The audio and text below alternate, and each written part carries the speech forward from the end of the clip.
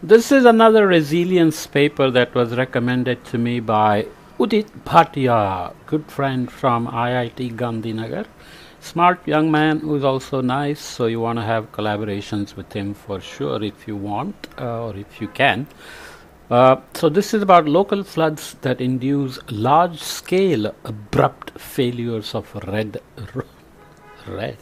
road networks. Local floods induce large-scale abrupt failures of road networks. Large-scale failures are always bad, especially if they are very rapid shocks to the network, because commerce at various scales is going to be affected, and commute, travel, everything. So the adverse effect of climate change continues to expand, and the risks of flooding are increasing. Despite advances in network science and risk analysis, we lack a systematic mathematical framework for road network percolation under the disturbance of flooding. The difficulty is rooted in the unique three-dimensional nature of a flood, where altitude plays a critical role as the third dimension. So it's not just roads are horizontal, but they have a third dimension as well with altitude. And the current network-based framework is unsuitable for it. Here we develop a failure model to study the effects of floods on the road networks. The result covers over 90.6% of road closures and 94.1% of flooded streets resulting from Hurricane Harvey. So it got Houston got heavily hammered, and it I think dumped something like 36 inches of rain, 3 feet of rain in a few days, couple of days maybe. We study the effects of floods on road networks in China and the United States, showing a discontinuous phase transition, indicating that a small local disturbance may lead to a large-scale systematic malfunction of the entire road network at a critical point. Our integrated approach opens avenues for understanding the resilience of critical infrastructure networks against floods.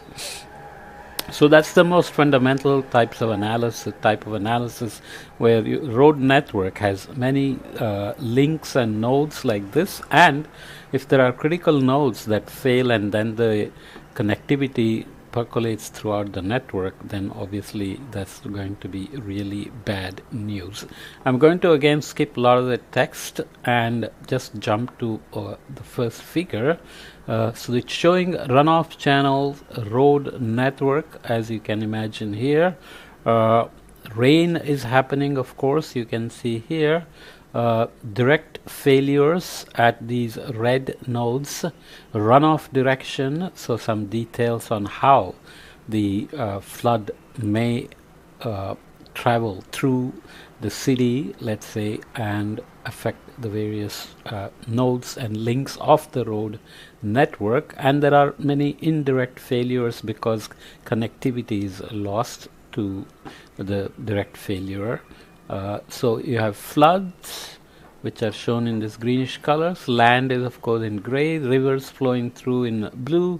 Road cross sections are shown with these kind of node structures, and you have functional road intersections that are still functioning as flood has happened and river has overflown, or however the flood happens. So here is a map from Google map data. So you have a river running through, and you have a topographic map here looking at 3D. This is why altitude is very important, because even if the road is fine, but if it's completely underwater, then obviously it's dangerous and not passable and cascades through the network. So here you have let's read the caption to make sure. Schematic diagram of floods and demonstration of the effects of floods, random damage and localized damage on a road system. So it's a schematic. River and road network without flooding here. So you can see everything is normal. And then with flooding, you have issues of land being covered. So in B, you have river and road network when rainfall induced flooding inundates the same road segments. In C, you are looking at sectional view of the boxed region it's a tiny little box, but you blow it up and you look at the details. Uh, Sectional view of box region in A. D is sectional view of the box region in B. After flooding, rainfall forms runoffs on the road. Paved areas don't let water percolate through, so it starts to run off like a stream depending on the amount of rain. A large amount of runoff converges into a flood and inundates some of the road segments. The flood follows the river channel and damages infrastructure such as roads in a river basin. Flood-induced failures have a distinct trajectory. Schematic demonstrations of E in terms of random damage and G in terms of localized damage. So what is F doing? We jumped for whatever reason. Let's continue. Localized damage in a sketched network respectively. F is two-dimensional and H is three-dimensional view of the flood disturbance of the sketched network. So the main point is when you have river overflowing its banks and coming onto the road network, you have a third dimension that you have to worry about. It's not just the road is flat and you are just able to deal with it as a 2D problem. Okay, so let's read some material. It goes into great details on all the various analysis needed, like features of flood-induced failures, percolation analysis, which becomes very critical to understand the flooding and how long it may take to recover from that. And there are other that let's come back to afterwards. Just to read a little bit, floods are locally destructive and can affect an entire network, which is similar to the case of localized damage and random damage, but there are unique failures. To identify the features of flood-induced failures, we compare the effects of floods on a road network with those of random and localized damage, and there is nice detailed section on methods, and supplementary notes also provide further some smoke, further details if you want to look up. So they have used verified failure models. Something is burning somewhere. Anyway, supplementary figure 2 I'm not going to get into, but figure 3 we will look at, which shows the national and regional simulation results for China and the US, revealing various characteristics of flood-induced failures. We'll look at figures 3 in A and B. We'll look at that fraction of the giant connected component P infinity in a road network after flood. So blue dotted line lies between that of random damage and that of localized in all scenarios for both direct and indirect failures, which is here that we'll come back to later on. I've jumped ahead in the text, so obviously I will look at figure 2 first, which is basically looking at more details or different details. Oops. Here, okay, we'll look at this in a minute. Sorry for doing it this way. I try to grab the most salient points, and sometimes continuity becomes an issue. This indicates that effects of floods is between that of random damage and that of localized damage. This result suggests that floods are a new type of disturbance that has a unique damage pattern which has rarely been studied in the network science literature. If you don't know what network analysis is, don't worry about it. There are many studies that have looked at it, even just for physical variables. So if rain is changing somewhere, you can do network analysis to see what are the various nodes with which it is connected and what are the parameters, temperature, humidity, land use, etc. And it nicely shows the depth of the dependence across each link and so on and so forth. Percolation analysis, jumping ahead then, when comparing the effects of floods on a road system with the effects of random and localized damage, we discover that both China and US road networks show discontinuous phase transitions, indicating that a tiny increase in runoff may cause a large-scale systematic malfunction of the whole road network when the system is close to a critical point. Percolation phase transition occurs when the giant connected component disintegrates as the second largest connected component reaches its maximum. network of New York, for example, shows the phase transition of disturbance by floods. Basically, you have built the cities so densely with roads and buildings that there is no place for water to run away, and often the drainage system either is not working or is not planned for the rate of rainfall that you receive these days.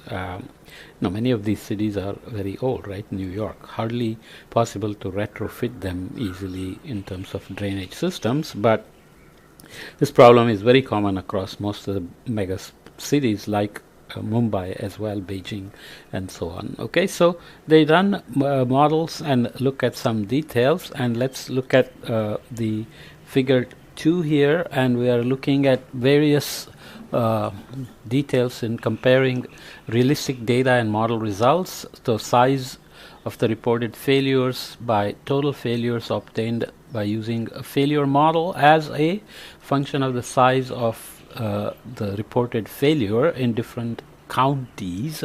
So this is with respect to Harvey. Size of the total failures obtained using the failure model. So you have reported failure and modeled failure as a function of the size of the failure in different counties, sorry, not countries.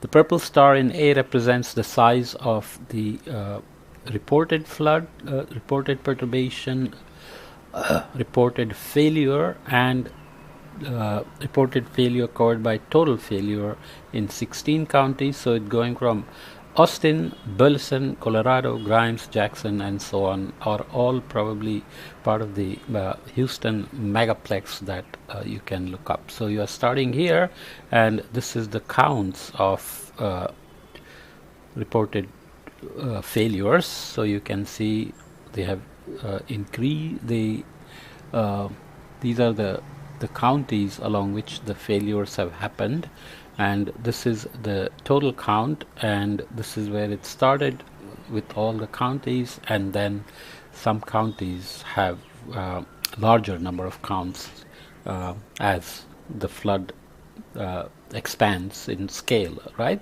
So this is the latitude, longitude, and you have various counties mentioned here as well. So this is the flooding damage.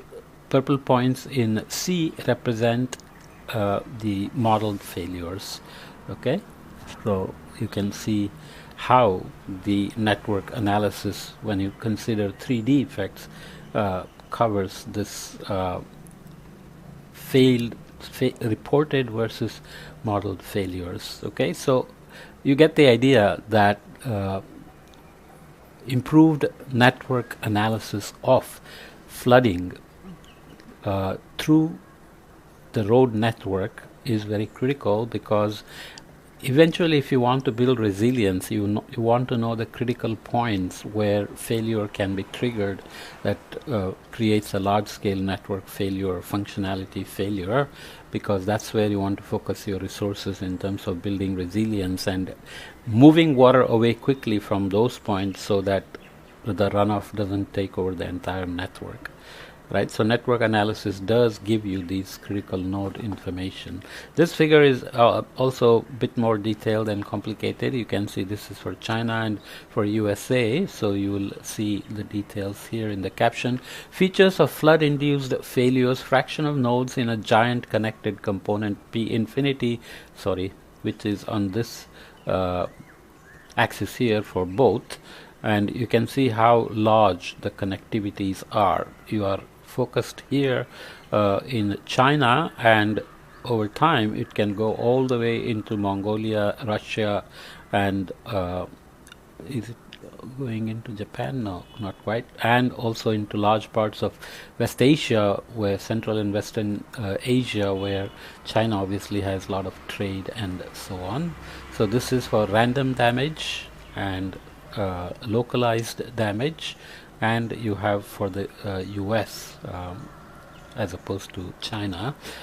So let's look at the caption a little bit more detail. In China and the US, as a these are fraction of nodes in a giant connected component P infinity in China and the US as a function of a fraction of nodes that are direct failures, and each road intersection is coded by color according to the vulnerability to total failure due to random damage, floods, localized damage in China. F2H are results for the US. The notations of aggregated vulnerability are given in supplementary table 2. We only consider the road intersections in the giant connected component of the original road network. Simulation results are the outcome of 20 independent global simulation runs and 20 regional simulation runs, which you can go and read up on in terms of the details. I'm just going to focus on the results. Okay, so obviously random damage is very high here, and then it continues into the network as you go out, and you have localized damage and floods. So this is the connected network, and these are the localization of the entire network. So it goes from 0 to 1 in the scale, and okay, this is 1 minus p in terms of the x-axis is basically the fraction of nodes that are direct failures. So as the number of direct failures increases, you can see the impact here in terms of the connected network. Okay, so just get the main points, that the analysis is able to go to such large scales, to global scales as well as regional scales. Obviously it's not flooding at the global scale all the time. The simulation can take a global network of roads and induce floods anywhere in the network and see how far the influences can go. So you can see how densely connected the percolation or the cascades are into the road network. And the idea is again that a local flood can induce large scale network failure for roads. Okay, that's both for US and for China. That's the message I would like you to take out of that. Looking here at the percolation in New York, so directly failed in this stage, so that's the red lines.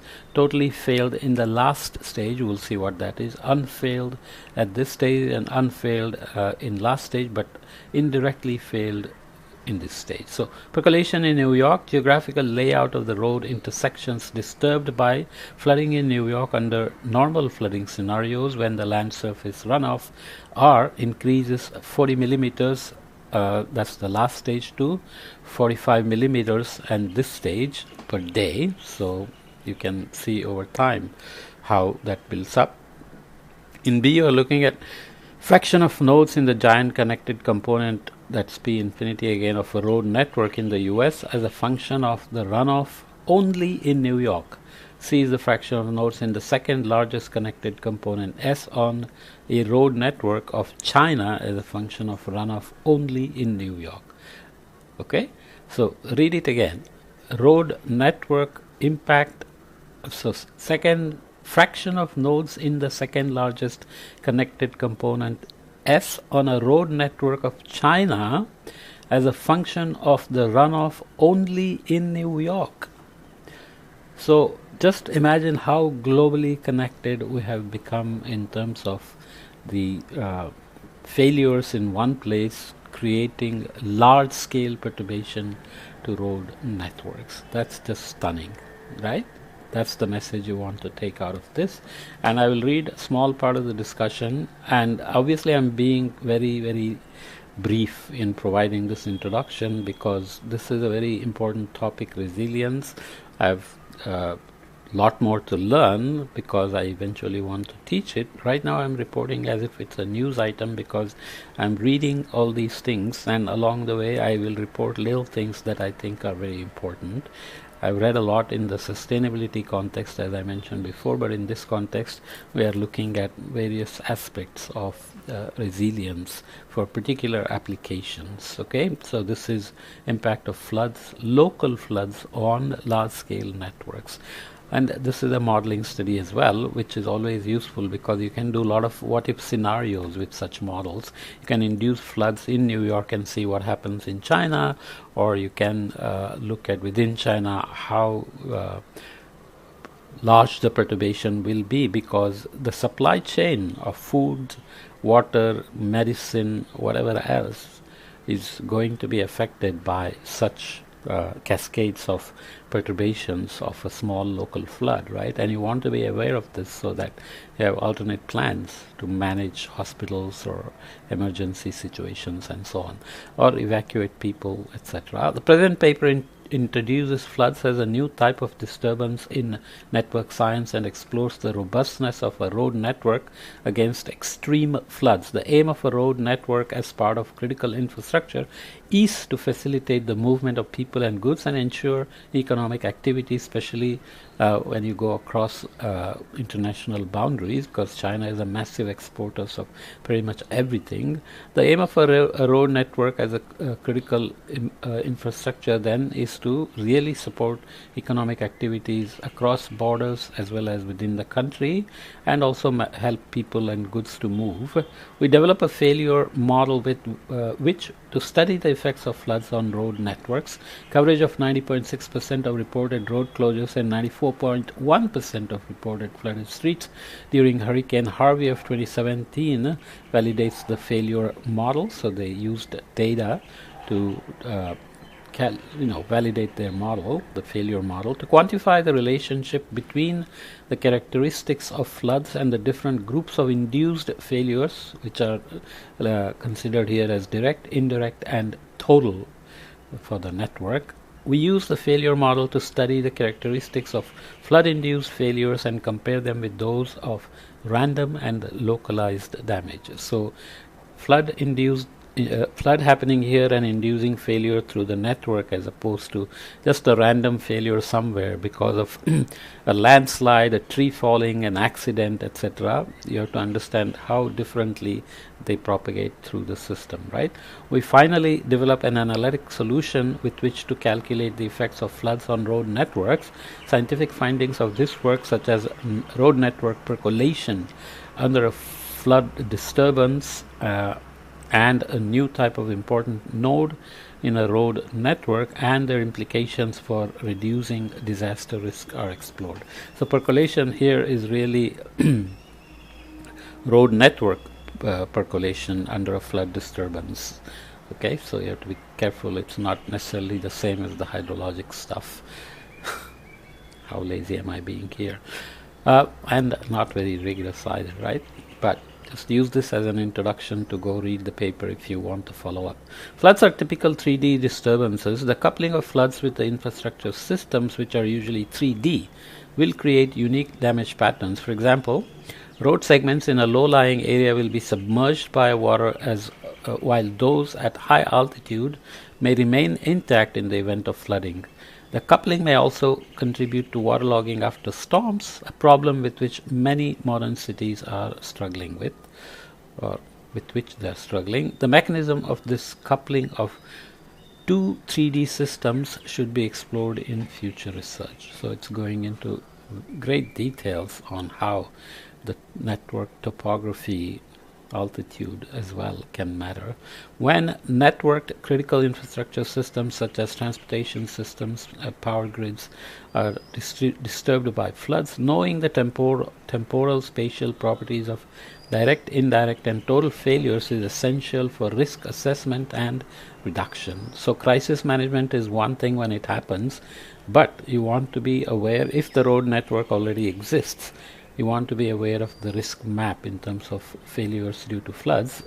We can use these to optimize the planning and design of networked critical infrastructure systems.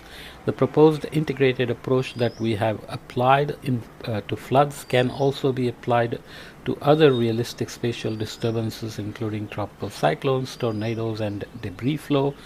debris flows, because it doesn't matter what induces the perturbation. Once you know the network topography and the cascades through the network of any perturbation, then the failure model still works.